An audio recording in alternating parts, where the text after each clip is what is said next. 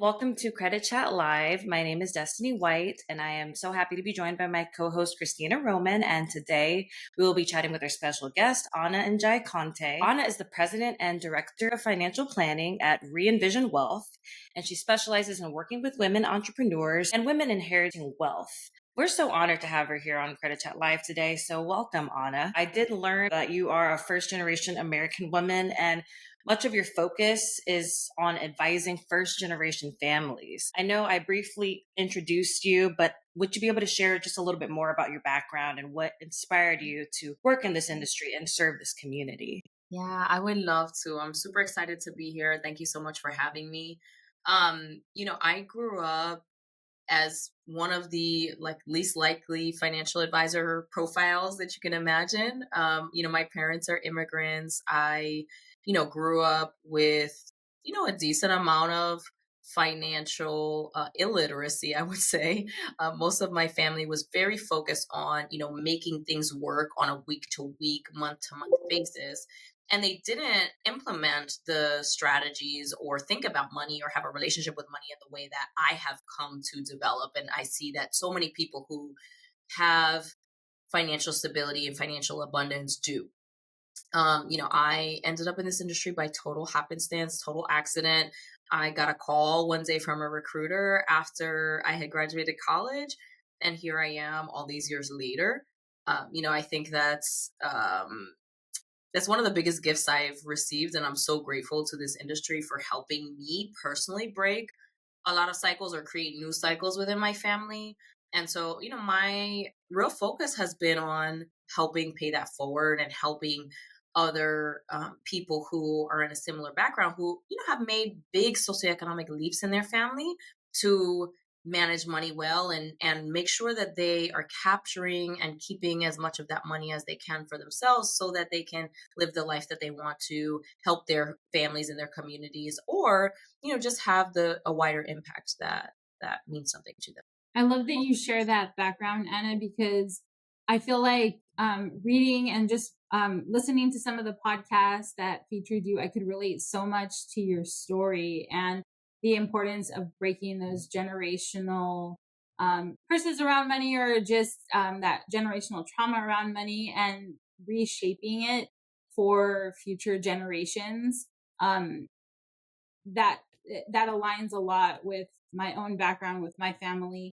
We didn't talk about money a lot in my family. I was always told just stay away from credit. But by happenstance, I ended up working at Experian as a social media specialist. And I felt like when I was here, I had the keys to the kingdom. I learned everything about credit. And then it just became a goal for me to start to share that information with people and figure out, talk to my cousins, talk to my family members, talk to my brother about how to establish credit in a smart and responsible way and to avoid a lot of the mistakes that I made just by trial and error. So I love that you are taking that information and really sharing it with communities that truly need it. Yeah, I'll say, just to echo that, Christina, I feel really grateful that I came into this industry and then I learned what I did. And, I spent the first 10 years of my career just trying to learn every single thing I could, even just for my own personal betterment. Like, myself and my husband had a personal commitment that, we wanted to make sure that our kids didn't have to, do everything on their own and pull themselves up by their bootstraps and start from scratch. He's also first gen. And so we both recognized like what that looked like and didn't want to pass that on. But after about 10 years of feeling like, all right, I've absorbed a lot of this, like my finances are good.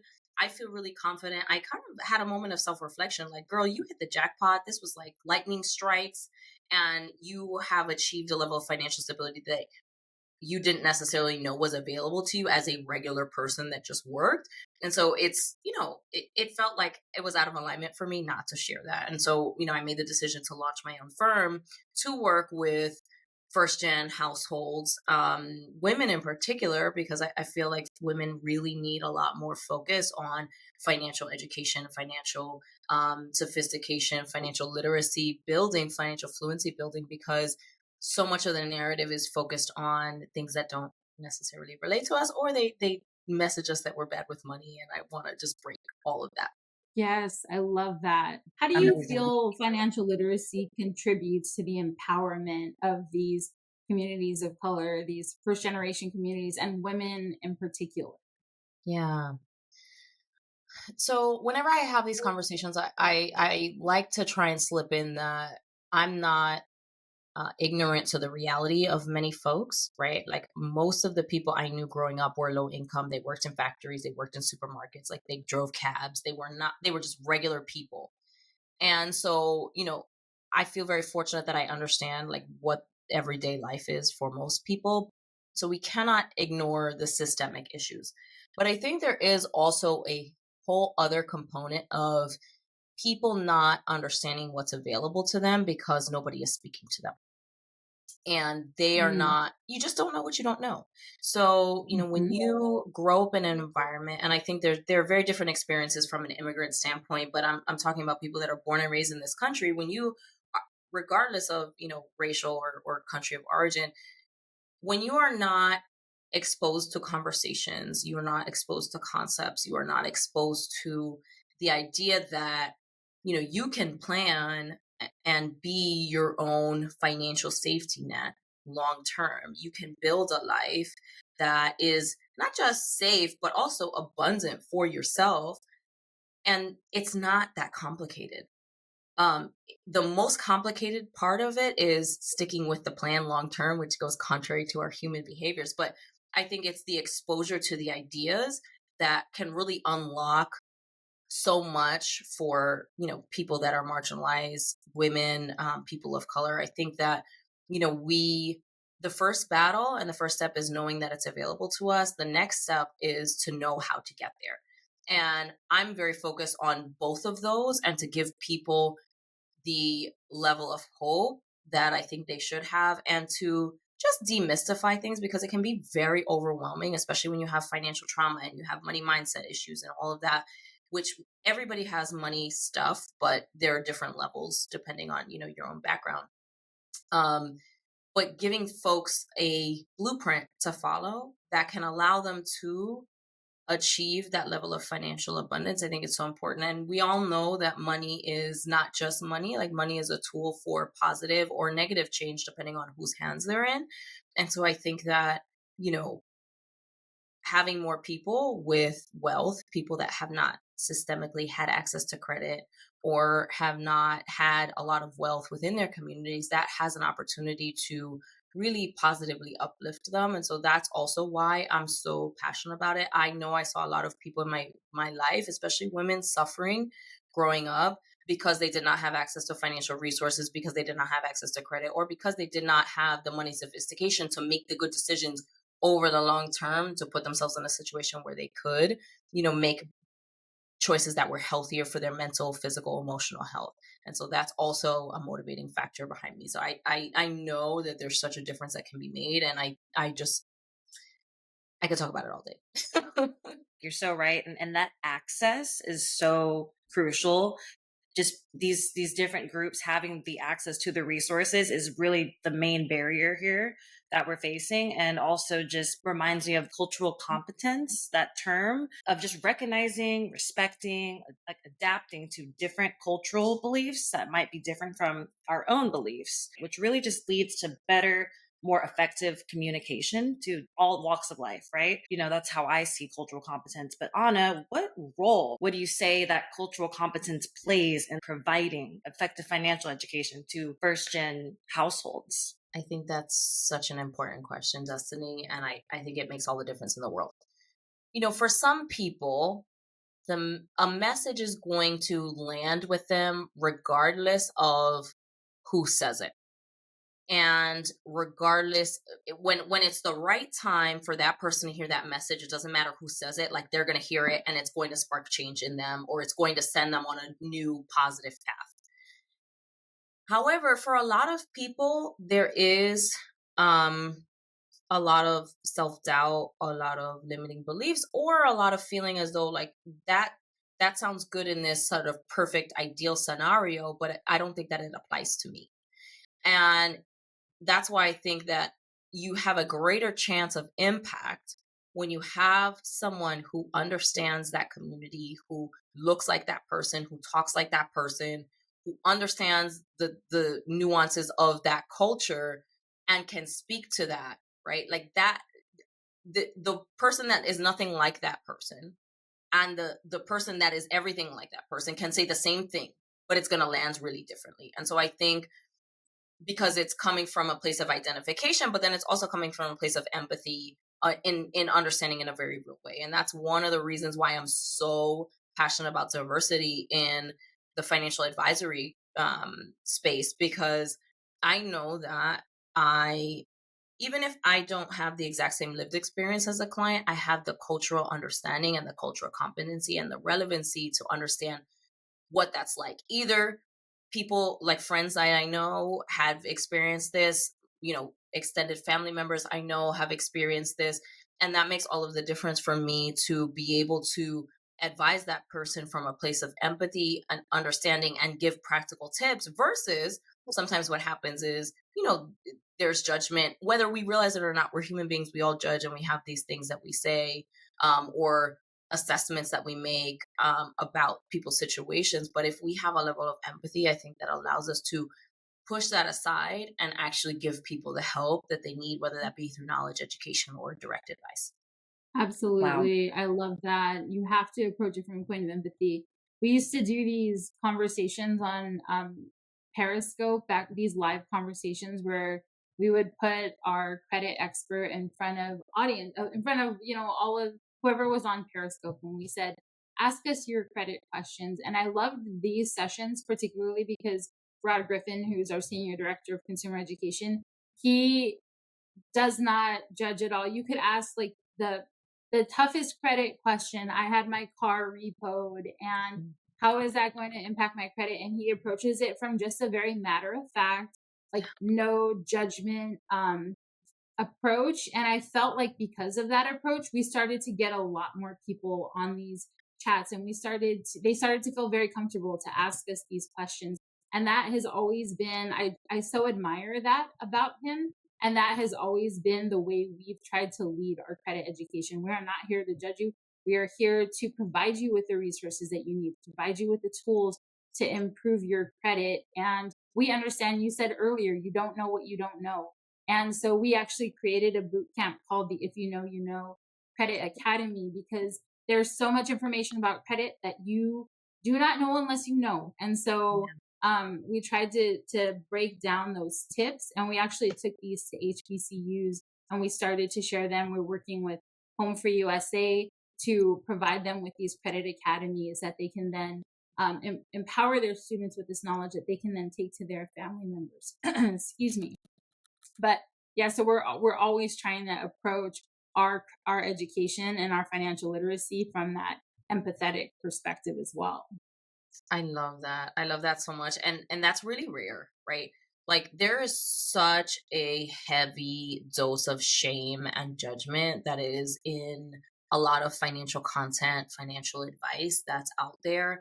And I think that that serves as a huge hindrance to people that actually want help because they're afraid that you're going to judge their mistakes or their lack of knowledge or their lack of sophistication. And, if you find the right people, they're going to, tell you the reality of the situation you're in, but they're not going to judge you on it because the judgment Mhm. doesn't help. It helps nobody. No. That's why I don't understand. There's a lot of financial influencers out there who approach financial literacy from that point of like, wow, you're in a lot of debt. You did this so wrong. But people gravitate toward that. And that completely repels me because I don't like to be judged for the decisions that I made when I didn't know how it works. Like in my early 20s, I had ruined my credit. And then when I went to apply for a car, I got approved at a 19% interest rate. I had no idea how awful that was for a car loan. If my mom hadn't been there and dragged me out of the lot, I might have signed for that 19% interest rate. But that's because I didn't know how interest worked. I didn't know how car loans worked. I didn't know how poorly I had ruined my credit. So that lack of knowledge, I didn't feel any which way the person was ready to write that loan for me. But my mom my mom's approach when we got in the car was very much tough love and how could you ruin your credit so poorly. Yeah. But other people, I've seen them shame somebody that may have been in that situation. 100%. Right. I agree with you. I don't like the shame conversation at all because I don't think it's productive. I think there's a whole human psychology and money mindset piece to that as to why folks are attracted to that, probably because they're shaming themselves. And this is a message that sounds like the voice in their head around like you're out of control. You did like all of these bad things. You made all of these stupid mistakes. Like you can't be trusted. And, from someone who likes business and understands business, I also recognize that like that's a marketing technique, right? You have to Hmm. follow me because I'm the one with the knowledge and you can't be Yes, trusted, right? And so that's a way to push on people's pain points. And I don't ascribe to that. We've all made money mistakes. I've made plenty. I've witnessed every money mistake in the book in my family and my extended friends with clients. It's just, it is what it is. And all we have to do is come up with a plan to address it and increase our knowledge and our awareness so that we don't repeat those mistakes going forward. absolutely. Yeah. And I noticed that, a lot of us who are raised in households of color, I'm not sure why, but the conversation about money in general and especially credit and topics that could be a little bit more taboo to bring up, there's just so many conversations that should be had to just increase the awareness and make it not as taboo to bring up these topics. Yeah, and this also goes back to why we push so hard for financial literacy in schools because home environments are not always a place where you can get this type of knowledge. So they should at least provide it to some extent in the school system. So that way you at least have a leg up when you're entering the real world. If you choose to go to college, great. If you enter the real world right after high school graduation, you need to have some fundamental basis for how to manage your finances. I would I love to know from you, Anna, if there are any strategies or tools that you recommend to first generation household women to help them to begin to build wealth generation or at least to manage their finances. Yeah.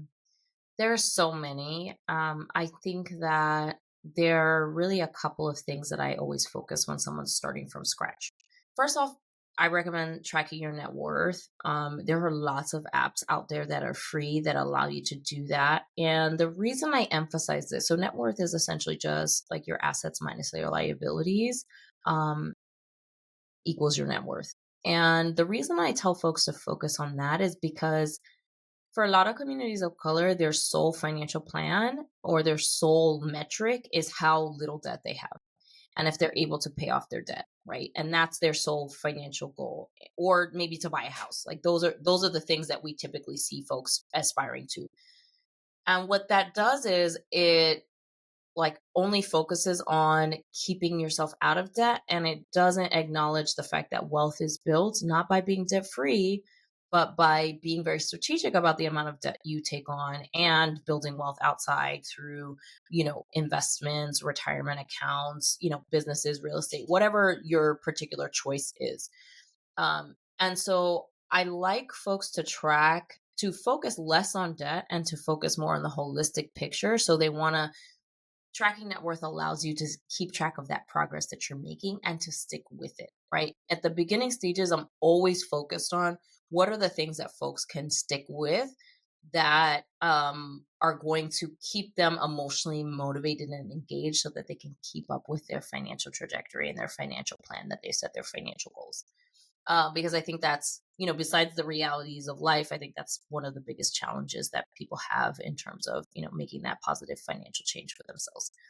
The other I would say is, pretty basic. I would say investment for retirement is really something that is a non-negotiable. So whether that be your 401k, your IRA, Roth IRA, whatever it is that's at 403b, whatever is available to you, utilizing that even when it feels like it doesn't matter, even when it feels like, oh, it's only $25 or it's only $50 or it's only $100 a month and it's not that much. And, I can barely buy dinner out with that. It still makes a huge amount of difference because of compound interest. Um, Mhm. those that plus solid risk management are like the three keys, I think, for anybody who just wants to do well with their finances. And risk management is in the form of having an estate plan, having an emergency fund, having some life insurance if you have kids. And this is like term life insurance as the bare minimum, or long-term disability insurance coverage. Like once you have those three, you're tracking your net worth, you're investing, you're managing your debt load, and you're making sure that you're protected, you're going to be better off than most people in the country, because most folks, don't necessarily put a lot of emphasis and focus on their financial well-being and making sure that it's holistic and balanced. That's amazing. I'm going to tell you, I've been always intimidated to use those net worth tracking tools, only because I feel like it's going to tell me based on my house debt that I have like $600,000 in the hole. But how do you get around that like shame if somebody is concerned about looking at that, and if they see like, oh, I'm in the negative, how do you help your clients manage that shame they may feel? And avoiding looking at your finances is a common symptom of like some financial trauma or some money mindset issues, right?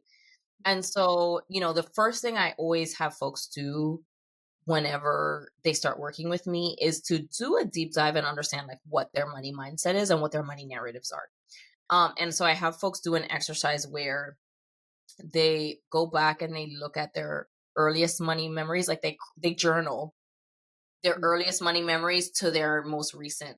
And that it can be a very emotional thing, especially if you've had like a lot of trauma around debt or finances in general. But it can be very illuminating for people to see, okay, when I was 6 years old, this happened to my family, or my mom said this thing to me, or I saw my uncle's house get repossessed, like whatever the thing is. And that left a lasting impression on me. And what I'm probably doing and some of the behaviors I'm exhibiting are tied to that, right?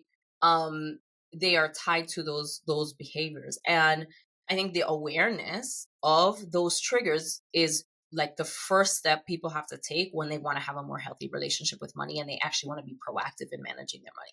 Because what happens is a lot of times we have one traumatic experience with money that is very marked, even if it wasn't our direct experience, even if it was like in people around us. And we hear that and we make meaning in our minds, and then we exhibit behaviors without thinking about it. And then that's running the show until we examine it and we look at it. That's the first thing. And usually through there, we can have some like thawing of the ice around like wanting to address that. The next thing is, I think it's just about education, right? And removing shame from the conversation. When I first started my net worth, the first time I started with Mint, RIP Mint, it's no longer around as a service, but I started with them in 2000, maybe 8 or 7, like right when it first came out. And I remember I linked all of my accounts and I was so excited, and it was like negative $50,000. And and I hadn't finished college, or I had just finished college, and I was so disappointed and discouraged and frustrated by it. So I understand that question like on a very intimate level. I think what makes the difference to me was the fact that I was tracking net worth at all, right? I could have been tracking for what's my total student loan balance, what's my credit card balance, and seeing that barely moving would have been very discouraging. But because I was tracking my net worth, and because I was looking at it holistically, I could see, oh, I was putting 5% in my 401k. So, and I had that link, so I could see that. I was putting, whatever I was putting to the side in terms of my savings account. Plus, I was paying my debt on a monthly basis. Plus, I was putting that retirement account contributions, and all of that together really made me feel like I'm getting somewhere, right? I saw that 50,000 go to 40, and then I saw it go to 30, and then I saw it go to 20 something. And I continued to see that progress over time. And I think, framing the conversation on this is just data. This is just a number. It's not an indictment of you and like your financial decisions. It's really just a data point for us to make sure that we have the appropriate progress and that we're balanced in how we're building wealth and increasing your net worth. Most people can kind of push through that initial resistance once we kind of frame it that way. I love that. This is just debt. Like, don't think of it any other way. I think when we tell people, check your credit score, they have that same reaction to that. It's like, oh, I don't want to see my credit score because I don't want to know where I am. But think of it exactly the way Anna just said it. It's just data. It's not a judgment on the decisions that you've made. It's okay. And I could totally see that from that perspective of you saying you saw that amount go down. I could see that from seeing my credit score go up over the years. It's felt like, woo, we're getting somewhere. Yes, this Yeah. is a huge win. So I could definitely align with that. So those are two practices that I'm going to have to go and put into place right now is journaling. When you said journal from your first money experiences, my eyes watered a little bit because I was like, Yeah. oh gosh, I don't even know if I want to go there. Oh, But listen. that's an important part of the process, right? And then Absolutely. the network. Those are two actions I'm going to take. I love it. And I would say carve Absolutely. out some time, have a box of tissues nearby, and try and look at it unemotionally, right? Because, we all have like coping mechanisms and ways that we move based on experiences we have and with things that shape us. And it's not, once again, it's not a judgment, it's just an awareness. So if you have a particular spending trigger, or you have a particular trigger around your finances or investing or debt, whatever it may be, having the awareness of that can help start to make sure that you're not exhibiting negative behaviors when one of those triggers comes up, because they're going to come up as well. Mm-hmm.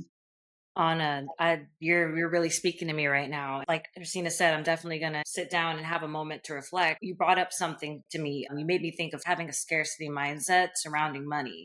For example, I came from a situation where I experienced a natural disaster at a really young age. Then, and my entire family, we lost everything. Like blink of an eye, done. Mm. Had to start over, and like that embodiment of I don't know if I'm gonna have a roof over my head or a meal. It's something that carries on when you experience something so young. It carries on into your adulthood. And what would you recommend to overcome having a scarcity mindset? That's a hard one.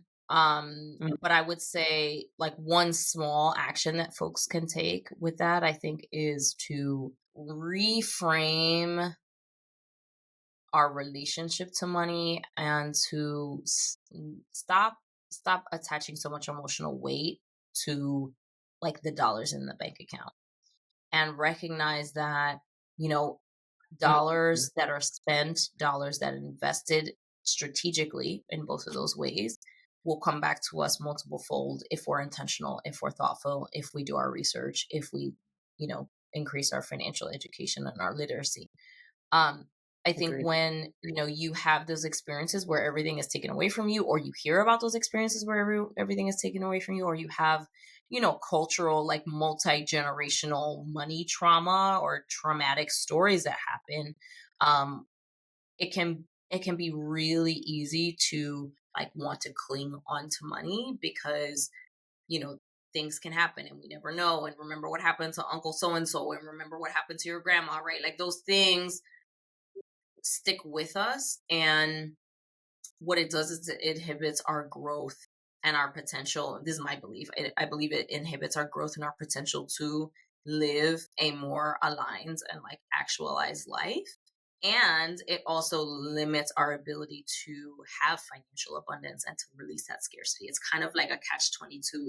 It's a negatively like feeding cycle, because if I feel like I have to hold on to everything, I'm not willing to put any money at risk, which is required if you're going to invest or start a business, or buy a house, right? Like you have to let go of some money, and ideally you're going to get a higher return back, but you have to feel comfortable and confident enough to take that initial step.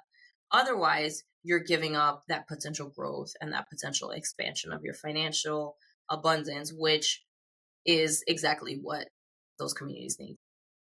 Absolutely. What an awesome conversation this has been. Anna, thank you so much for your time. If you could just share one final tip with our audience members on, you know, um, financial empowerment, identifying financial literacy resources that can help them.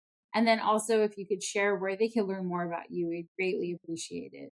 Oh, thank you so much, Christine and Destiny. This was great.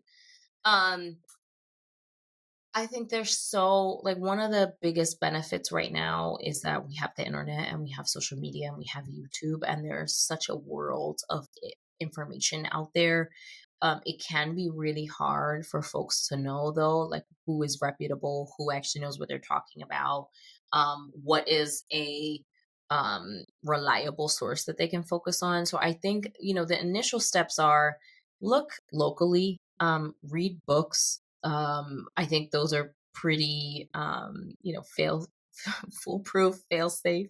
And then you can start once you have some sort of baseline level of knowledge. I know local libraries also often offer like financial literacy classes. I know mine does.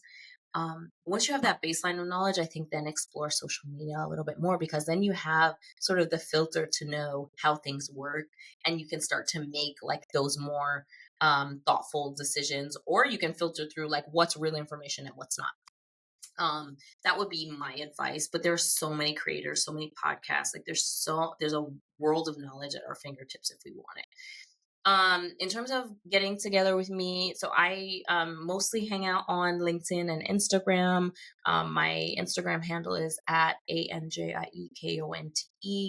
I also have a newsletter. I send out at least weekly, like some financial money tips, money mindset information as well. So feel free to all the link in my social media bios has the information for my newsletter as well. You can also just find me at www.ananjaicontealtogether.com. Wonderful. Thank you so much. We're so grateful for your time and this wonderful conversation that we've had here today. Anna has also been an awesome panelist in our regular credit chats, which take place every single Wednesday on X, formerly Twitter, at 3 o'clock Eastern Time, 12 o'clock Pacific. Each week we cover a different financial topic. So I highly suggest that you tune into these conversations. This is where we also gather other financial experts to share information. So if you're seeking, as Anna mentioned, those experts on social media, this is a great place to find them, including the fabulous Anna here today. Yes, those credit chats are always so fun. Thank you so much. My pleasure.